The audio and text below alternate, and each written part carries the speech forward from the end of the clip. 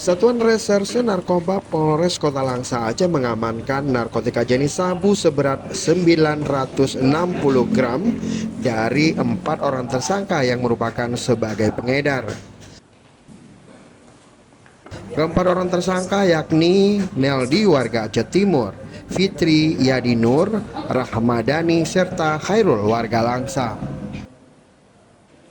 4 tersangka ditangkap di lokasi yang berbeda pada Januari 2024. Tersangka Neldi ditangkap di perkebunan sawit di sekitar rumahnya di Desa Rantau Panjang, Kecamatan Rantau Selamat, Aceh Timur. Sedangkan 3 tersangka lain ditangkap di Desa Sungai Pauh, Kecamatan Langsa Barat.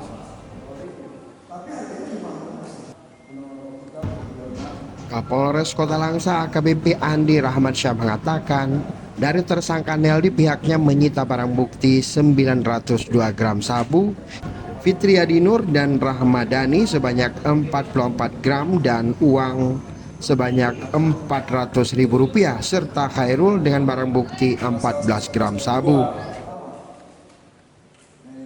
Tim Liputan Aceh Video.